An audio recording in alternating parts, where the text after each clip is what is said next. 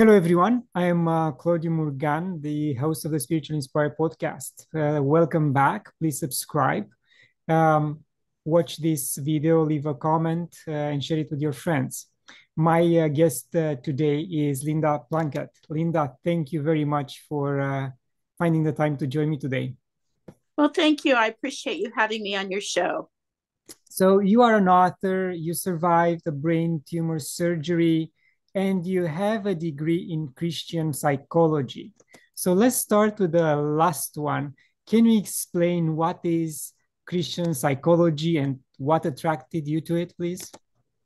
Sure. I had a bachelor's degree in psychology, sociology from a liberal arts college. And in the recent years, as a counselor, I operated Hope for the Hurting for almost 20 years. But what I realized that sometimes psychology in itself is not enough, that people needed spiritual help as well. So, as I continued my education through my master's and PhD, I also did training to help people in a spiritual nature as well as a psychological one. And I know you find the church as a very good support for your work in the past and now as well. And how did you find the congregation you are attending to reply or responding to your work of Christian spirituality and helping others to find their way? Well, it's interesting because I have moved this past year and I've relocated in Asheville, North Carolina, an area that I've really only lived in part of the year. So, the areas or the churches, organizations that I speak to are really of many different denominations, but they're also looking for someone who would give them advice because I, again, was a counselor for so many years, but they also want that spiritual element with the counseling. It's very important to many people of many different faiths. So I'm more of a non denominational person, not connected with any one group, but I have many friends. I have Catholic friends, Protestant friends, many different groups and nonprofits of different faiths, but they all do have a faith in God. And do you think, based on your experience and interaction with all these denominations, that Christianity today is at risk of being reduced to a low rank religion? No, I wouldn't say so. And I mean, I have traveled around the world and I have done mission trips in other countries. So, no, I would say no. I believe that Christianity is live and well and that people are searching for God. There's a lot of negativity in the world that we live in, there's a lot of problems. And so, people who have not found solutions, they're looking for someone, something else, and I believe that to be God and faith in God, which can really fill the void in many people's lives. Yes, I mean, the reason I mentioned that is because recently the Pope enacted a statement or, declaration, um, you know, putting focus on a specific segment of population. And there are bishops up there and people within the church institution that are not in agreement with him and are asking him to retract it. So there is some rumbling within the church structure itself. So that's why I mentioned that comment. Well, I think it's true that many people will find things to disagree on. And I guess I kind of use the opposite perspective. I think we can come together and we can agree on many things, and the small things we need to set aside, and we need to agree on the big picture that God wants to be a part of our life. And, we really can benefit from having Him in our lives to whatever degree or capacity we want that. But He's there and He's willing. And I know for me personally, it's added a great deal having God in my life. Yes, I agree that God can be an anchor, a solid anchor in our life, and we have to fully embrace the concept, at least from my perspective. and find that right path to God. Could be different paths, but if the end goal is the same, that's the most important, no matter what religion we are part of. I think that's very, very, very true. And, there is a scripture in the Bible that says, you will seek him and you will find him when you seek him with your whole heart. And so for me, it's just important to be wholehearted, no matter how you go about that, but to seek God with your whole heart. And then you're more likely to have a fulfilling relationship with him when you do that. Yes, indeed. And I know you also did some missionary work, as you mentioned. And how do you find this type of work today compared to what happened in the previous centuries? Are still people welcome missionaries, and are they open to new concepts? I think so. And I really believe that today's missionaries, maybe not all of them, but many of them, they're almost like social workers because they're there to help the people with other things other than spiritual. Yes, they're trying to teach them about God, but on the other hand, they're there to help them with their culture and making their lives better, from a humanitarian point of view. So, I don't believe that people that are trying to help other people will say, oh, we should only be limited. We're going out there, we're going to preach to them, or we're going to teach them. Yes, that's important. And when I've gone on mission trips, I have done teaching about various topics, but I personally know missionaries that they're out there trying to assist them in their way of life to help them.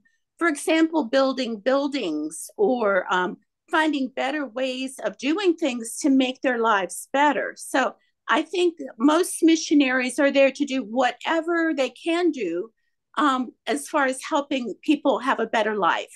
Yes, and I personally agree with that type of work to help others get a better life.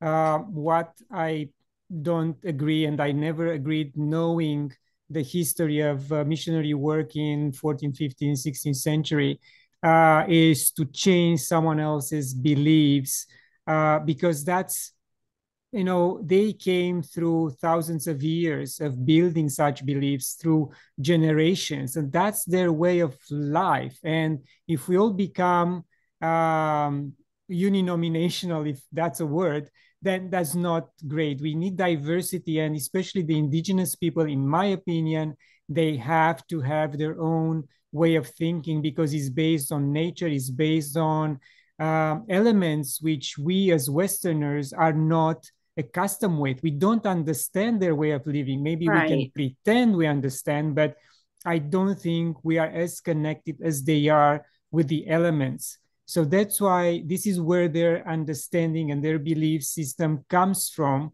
And I think in the past, it was a big mistake of the Catholic Church to destroy those indigenous beliefs and system of what they had put in place by previous generations. I think so. And I mean, I do believe that God is bigger than that. And I believe that, the power of the Holy Spirit will meet people and find people in a way that's most effective. And by loving people and being there to show that we care, then that's really a good way for God to be using us as we work with people from other countries. Yes, because if we go with the precept that we are all children of God and we have to love each other and God loves all of us, then we have to let the other brother and sister to live their own way of living, as long as they don't affect us in any way, they don't hurt us or damage our property. They are more than I'm more than happy to let them live the way they are accustomed to. Right. I think that unfortunately, growing up in the US, a lot of people, especially people who've not traveled around the world, can be somewhat narrow, and they don't understand how different it is in other cultures. And so we do have to be very careful. And I think, as Christians, we have to pray first. We can't just jump into things without knowing. but to gain knowledge and understanding, to educate ourselves, but then to say, God, well, what would you have me to do? And sometimes to wait on God for that answer. Yes, and I think we see the same approach in the politics as well, because they invade a country under the pretext of bringing peace or they're bringing democracy, but in the end, they don't understand the culture of those people, and everything turns into a big mess. And then the USA or the invading country will leave, and that particular country is not in better shape than when they went in. So it's the same approach of not thinking through the process of understanding the local culture. No, I agree. And, one thing, living in the Asheville area, there's areas around here that were once inhabited by American Indians. And it's such a sad, sad, sad thing to me personally that those Indians were driven out of their homeland and had to go someplace else. To me, I hope we've learned from our mistakes as a country, but I just don't feel in my heart that that was the right thing to do. What we did, historically, so many of the Indian tribes then ended up out west, but that's not where they lived. They were right here in places, Virginia, North Carolina, and it's so sad because now they're no longer here. But, I hope we can learn from the mistakes in our history. I really hope that that's the case. Yeah, and it happened all over the world, not only in the USA. It happened in Australia, in Canada, in South America. Even these days, I think certain tribes are being pushed through or pushed out of the Amazonian forest just because they want to cut more and free up land for pasture or whatever reason they have. And honestly, I don't think we're gonna learn that lesson anytime soon, unless God shake us pretty badly and wake us up from our stupor, because otherwise we're gonna continue to, at least at a high level, to encourage this type of destruction and displacement. It's very sad. I just think it's a very sad thing. And, I don't know. I look back at our history and, it's obvious that I feel we have made mistakes, when it comes to there again, displacing people that they should not have had to be displaced. Yeah. Linda, I mentioned that suddenly at one point in your life, you came to the realization that you have a medical urgency. Yes. How did you come back from that type of distress? Well, it was very, very difficult. For me, it was almost therapy that I've written 2 books based on what I have been through. But when I discovered I had a brain tumor, it obviously came as a shock. Plus, that I had to have a surgery in which they would cut my head all the way open from ear to ear to remove a tumor the size of a tennis ball from my frontal lobe. And I did go through a crisis. I went through a crisis with God, feeling God had left me, and then suddenly felt like He rescued me, pulling me back into my body. But it was a very long, difficult time. A few months after that, a major medical institution said, "There's nothing we can do for you." And so I think when a major medical institution gives you such bad news, you can choose one of 2 things. You can give up. You can say, there's no hope. And I really believe if I had given up and said there's no hope, I probably would not be here right now, because it was a very bad place for me. And I respected this medical institution, believed they had answers. And when they told me that they had no answers, I think I just, at that point, I had to say, I don't think God would leave me in this place. There's got to be solutions. And so with the help of God, I found solutions to get better. And then a few years after that, got much worse medically, dealt with situations even worse. But having said that, finding solutions, I feel, looking back, you say, why me and why God and why did I go through it? But now I really, truly believe I went through it to help other people. It wasn't about me. It was so that I could help other people find solutions to their problems and going through such a deep level of pain and suffering that there really was a reason for that to happen. Yes, I mean, there is no doubt in my mind that everything we are going through is a lesson, has to be a lesson from which we should come out stronger. And the people around us should also learn from that lesson if we are willing to share it. And for you, again, you said it. You wrote 2 books. You are an example for other people as well. So when you were told that there are no other alternatives, did you look at what type of solutions, if you can share, please?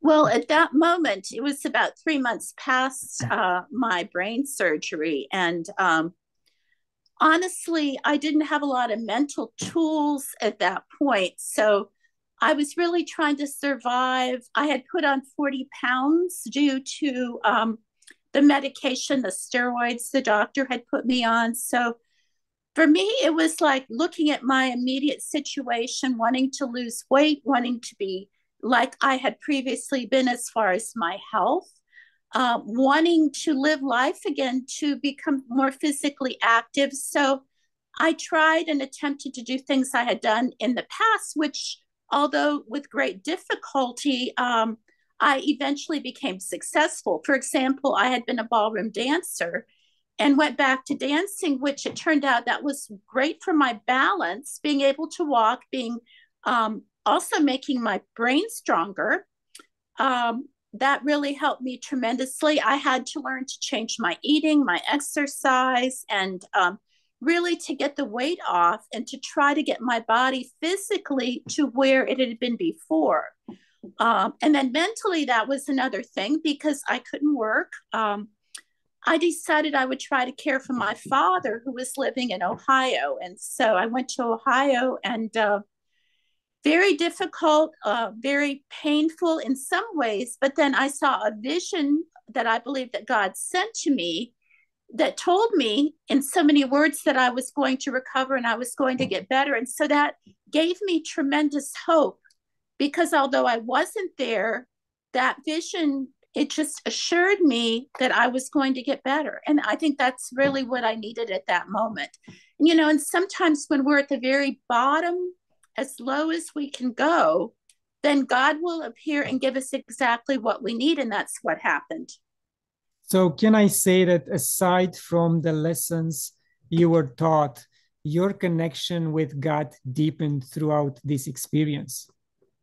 It has, and it continues to do so. As recently, I've gone through some very, even for me, in some ways, more difficult circumstances. But for me, it's just been a desire to just trust God, that even though I didn't have the answers, I didn't have the security, I didn't have the peace of mind, that God could still get me through these situations. And I'm happy to say he continues to do so, and I feel very blessed. Yes, unbelievable. And the result of this experience is also, there are 2 books you wrote, Supernatural Rescue and Living a Positive Life in a Negative World. Can you please expand on each of them, please? Yeah, basically, the first book, Supernatural Rescue, was about my brain surgery and when I felt God had left me, the supernatural rescue of it, but also the beginnings of the physical recovery, in spite of the bad news that I was given. So that was really just the beginning. And although it was extremely difficult recovering from that, I tell people that what I've had to go through since then has been even more difficult, because I developed something that the doctors called fibromyalgia. None of the doctors could agree what it was, but I had widespread pain. I lost sleep. And it was frightening because I felt it was changing me as a person. And that to me was the most frightening thing of all. And then I had to find answers. Basically, doctors could not or did not give me solutions. So I had to look to alternative medicine and just trying it to do other things to improve my situation. And as things got better, people would say to me, Linda, you have fibromyalgia. How are you doing it? How are you getting through it? Please tell us what you're doing. Because by some miracle, I was still competing in ballroom dancing, even though I wasn't sleeping a lot. But people looked at me and they said, "You're doing better. Please tell us what you're doing." So when I wrote the second book 2 years ago, it was extremely difficult because I had to write about all my pain, my physical pain, my emotional, mental pain, and even my spiritual pain, my issues with God, and put that in a book so people could understand how I managed to get well and improve my health. And when I say get well, I don't think there's a cure for fibromyalgia. I still struggle with it to a level, but I have learned many, many, many things that can help people with pain and suffering. And so I do feel this book has helped many people, and I'm very grateful to be able to share as I speak with people some of the many topics that are included that I had to really learn to change in my own life so that I could become better. And would you be able to share one or two alternative ways you use to improve your fibromyalgia, please? Well, exercise is a really big deal, and then diet. But talking about exercise, many people, as they get older, they have more difficulty. However, when it comes to exercising, doctors are very adamant, and also those of us who've gone through physical pain uh, are adamant about saying it's so important just to walk, even if you can't do anything else. Walk. I spoke to a group recently, and then an elderly man came up to me afterwards because I gave the statistics about walking and all the things that walking improves. And he said, "Linda, I want you to share with other people the fact that I'm 82 years old. I was not exercising a year ago. And since I've started walking, there are 3 areas of my body, the pain's completely disappeared." And this is from an 82-year-old man. So that was, I thought, an excellent testimony. But what I noticed, many people, they slow down. They don't want to do as much as they get older. For me, the more I exercise, for the most part, the better I feel. But many people slow down and even quit. But it's very detrimental to your body not to do anything physically. So I would say, from that perspective, exercise. Now, part 2 of my book is about basically emotional and mentally dealing with things like stress, perseverance, being positive when everyone around you is negative, not giving up, just dealing with the stressors of the world to get through things. And so each group that I speak with, I try to sense which area they might benefit from. But for me personally, a big issue was just persevering, getting through it, because it was so long. It was not days or weeks, but it was months and years that I had a lot of pain and a lot of suffering to deal with. But many people have found the longer they persevere, their chances are very improved as far as getting through it and also coming up with solutions, which was true for me. It was not easy, but having said that, it was well worth getting through those stages so that I could reach more positive answers in the end. Yes, and one of my favorite mantras is never give up. Because in the last minute, something can change and everything will turn in your favor and you're going to laugh. That is very true, and every day is a new day. What we go through is just one day. Tomorrow, we might read a book, we might read an article, we might talk to someone. I've learned so much from talking to other people, and they've learned things from me as well, but we can share our experiences and we can benefit each other. But the important thing is just not to stay isolated, but to reach out and look for that information that might help you. And Linda, now having so much experience and looking back, do you know what exactly caused the tumor? It was stress. It was something else that caused it. Well, nobody really knows. Honestly, I've heard different theories. I had been in China for 3 years. I've had people tell me that perhaps I was even spiritually attacked. I mean, I have no idea, but as far as the tumor, I didn't feel a lot of pain. It was when I got to the point of having to have the surgery that I started really having a lot of symptoms. But it's one of those things that we really don't know why. The fibromyalgia part of it, I've had people say when I had the brain surgery, which was almost 8 hours, that the stress to the body and the brain are so great that whenever you have a huge stressor to your head and your brain in particular, that trauma can lead to fibromyalgia. But like I say, the doctors don't even agree on fibromyalgia. When I researched it in 2013 and when I researched it again 2 years ago, they still don't agree. So I think it's very theoretical. I don't think anybody knows. And very interesting that you mentioned the spiritual attack. And with your upbringing in the Christian world and the church structure, how did you find that information to reach you, for someone to say that you might be spiritually attacked or psychically attacked? How did you receive that information? Well, honestly, I think it was more of an opinion than anything else, but their opinion was the area of China that I was in and what was going on in that area of China from their own study. They felt that something could have happened. But, it's very interesting because the memory loss that followed the everything that happened after the brain tumor, all the memory loss went back to China. And it was very interesting, but like 3 years of memory, I could remember nothing, but it went all the way back to China. So I thought that was very strange that it only went back that far. Yes, very interesting. And the reason I mentioned that while listening to you is because I am deeply involved in energy healing. I know a lot of people through my interviews and through my connections that um, they do energy healing, and people with tumors and cancer and other type of diseases get much better after a series of sessions with these individuals who are just becoming facilitators for God's energy, divine energy, and allows this energy to flow and heal the people. So that's why I asked.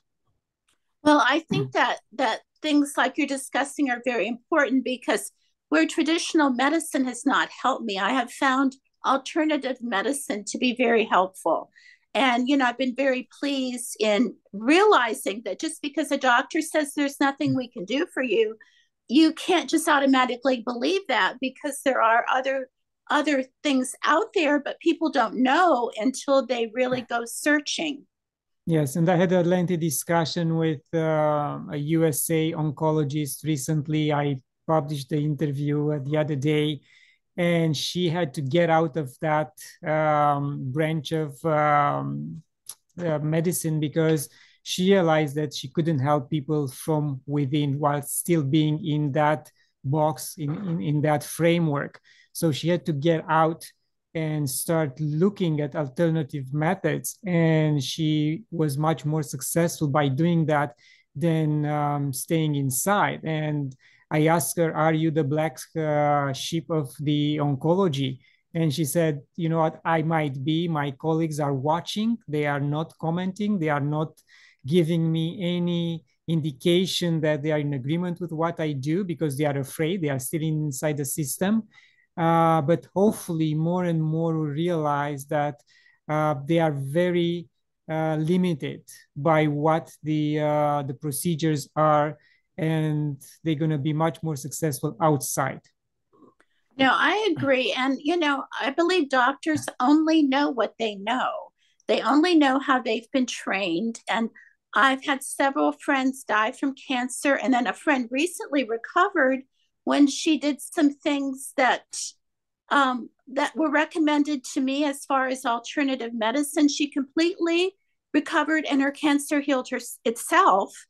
But we have to be open minded, and there again, I believe with God all things are possible. And if we shut ourselves in and say, well, we can only do this or that without looking outside of ourselves, it really reduces the hope that we will be healed and that we can become well. Yes, and I don't want to judge, but some or most of the doctors don't have your belief system or my belief system. So they don't look at the divine, they don't look at this powerful connection with God. And that, again, limits them even more in what they can offer to their patients. I think that's so true. It's so true because, I really believe that God is infinite and all powerful, and his ways are so far above our ways that, why should we limit that? Why should we limit if he loves us like we believe his love is so great? Why would he? He wouldn't. It's not God's nature, really. Yes, indeed. Linda, let's go back for a second to a much happier period of your life prior to the discovery of the tumor.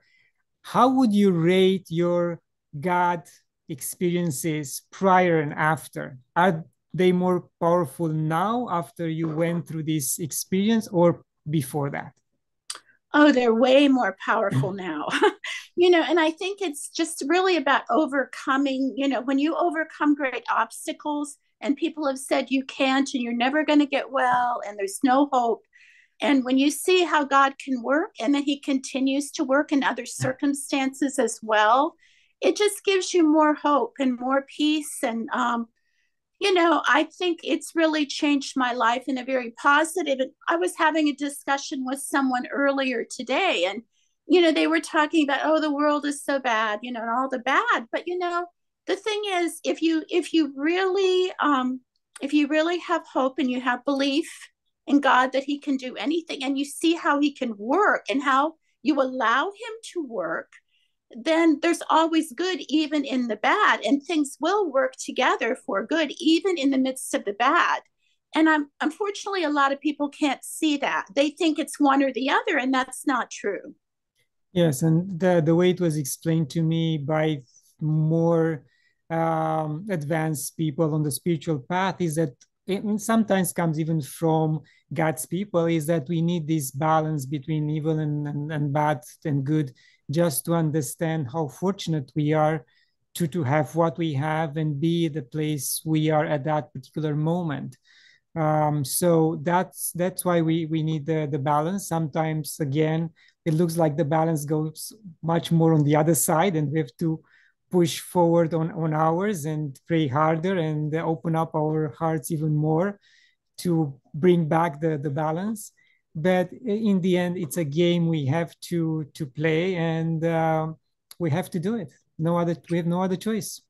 Well, I agree. And I believe, people don't look for the good, they get so enmeshed in the negative and the bad, and that's all they see. But if we can somehow count our blessings and look for the good, and there again, seek in a deeper way more of God, then we will be able to see the good. But sometimes it's a choice and decision if people want to do that or not. Yes, indeed. Linda, you have an approach, 6 ways to better hear the voice of God. Would you be able to share them with us, please? To better hear the voice of God? Yes.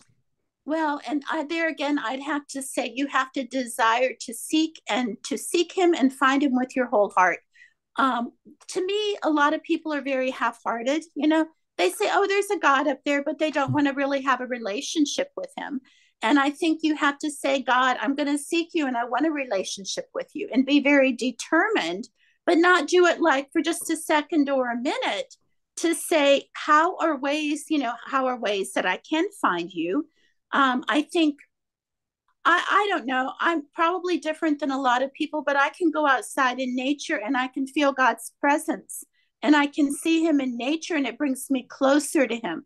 But that's just one way I would seek God. In music, in the arts, in books, certainly, in the Bible, there's many versions of the Bible, and that's something else people don't agree on. But the more I seek him in a multitude of ways, the more I sense him around me. But also, I do journal and I write. And what I remind people to do when something happens, write it down. It's significant. You don't want to forget it. I tell people, if I hadn't journaled, the first book would not have happened because my brain was in such terrible condition.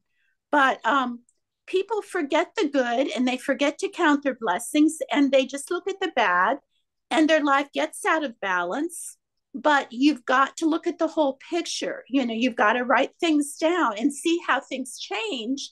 If you're pursuing God, what is changing, what's happening, and what's different? And for me, it's just been life changing to do that, but it does take time. And there again, it is a choice and a decision.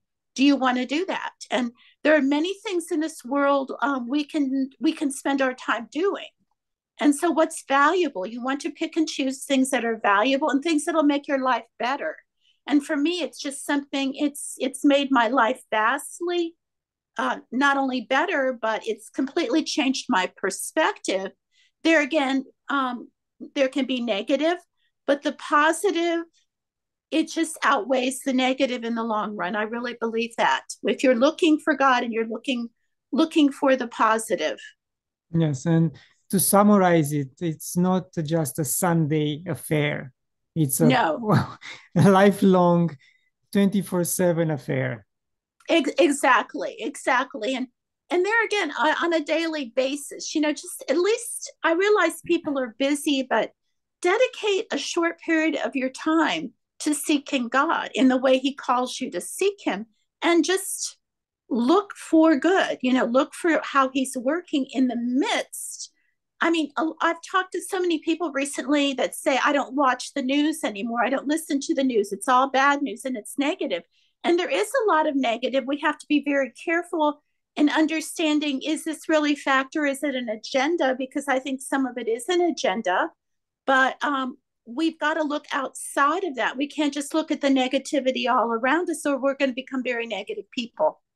And for those who don't like the word God, they can replace it with the divine, the universe, the cosmic Yes. intelligence, anything that makes them move forward and extend this type of connection. Well, and I understand that. In part 3 of my book, I wrote about my issues with God, and people, they feel they've had issues with, quote, God, and that separated them from continuing a relationship. But I mean, it doesn't have to end. Just like if you have an argument or you have a fight with a friend or a family member, you can work through that, just as with, whether you call him God or you call him the divine or whatever. You can work through that should you choose to work through it. And, when you're going through pain and suffering, things can get very difficult. And you can ask questions like, why and why me? And why is it taking so long? What I always tell people, when we're going through something, many times we don't understand why. But if you're just patient, as time goes on, you will. You will in time, but we don't always get the answers immediately. And that's why it's important to persevere and to wait and to be patient. Indeed. And I'm telling you, through my experience having these interviews, there is a common denominator why people don't like to use the word, because they were raised in a religious family, doesn't matter the denomination, but they were taught about the God from the Bible. And that was a scary thought. That was a scary God, not a loving God. The moment they Right. stepped out, as they grew up, the moment they stepped out of that institution, they really found the divine. They really found the loving God, which Yes. embraced them and helped them to heal their scars generated by the family and the religious path that they were put on as children. So that's the big difference, I think, between what's happening to us in our early life when we depend on others to teach us what they think is right, compared to later on in life when we are on our own and we are able to discern what we really need. No, that's very true. And yeah, I grew up in a home that, unfortunately, the church that I attended, it was very negative, and it was about, you were always looking for God to punish you. But God is not that kind of God. He's forgiving and loving.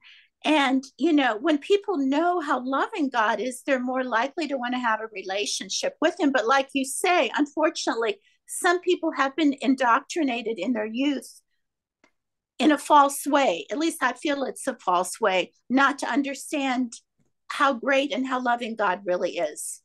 Indeed. Linda, what's next for you on the spiritual path? Well, I'm seeking out more speaking engagements. I've been working on a course, and so I'm looking to open up my speaking to more groups, and also possibly writing another book. This one would be more on spirituality.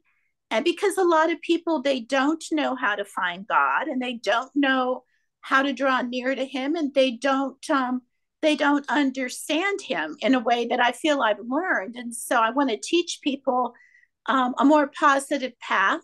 I feel that's kind of on the horizon for me, and I don't have a timetable on that. So my husband's been having some physical illness, so we're just taking it day by day and trusting, hopefully, that he'll be feeling much better. But I I always feel like there's a goal ahead, and so I've been writing notes and journaling and reading and just continuing to study the way I do to gain more information that can help other people.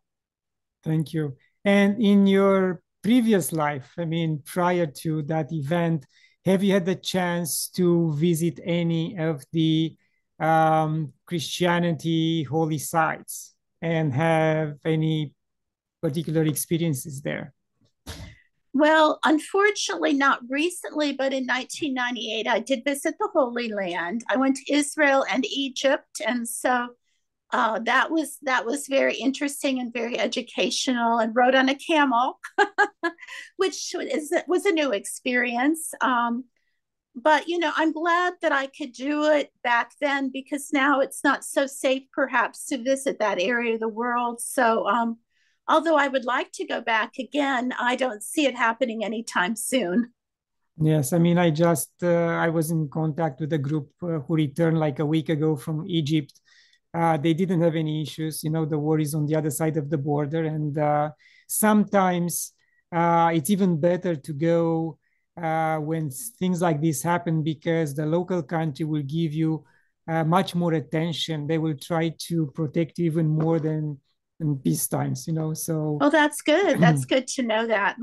My son came back from a deployment. He was actually deployed in Djibouti, and so he just came back from Djibouti. He's with the army.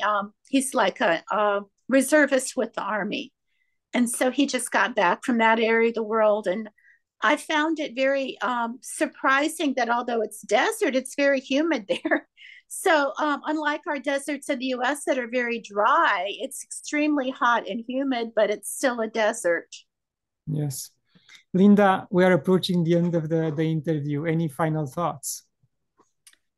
No, I'm just very appreciative that you let me come on your show, and I would encourage people not to give up on God or whatever you call God, because you know, I think it's okay, whatever's happened in the past. People sometimes feel like, oh, I did this or that. It was too big and God can never forgive me. But God's love is not that small. And God's love is there to redeem us, forgive us, accept us, and help us in every situation imaginable. So I would just say, if you've had a very difficult time with God, you might want to read my second book, Living a Positive Life in a Negative World, because I do talk about my own spiritual struggles as of the last few years, which have been much more difficult than what I would have thought. But I would say, you know, that you should give God a second chance, and maybe go about it a different way this time than the way you went about it the first time. Yes, open your heart and miracles will happen. Exactly. I agree completely. Thank you very much, and good luck with everything you are doing. Thank you, and the same to you. Thank you. And to my viewers, thank you for watching. Leave a comment, support the channel by donating at spirituallyinspired.ca. And until next time, love and gratitude.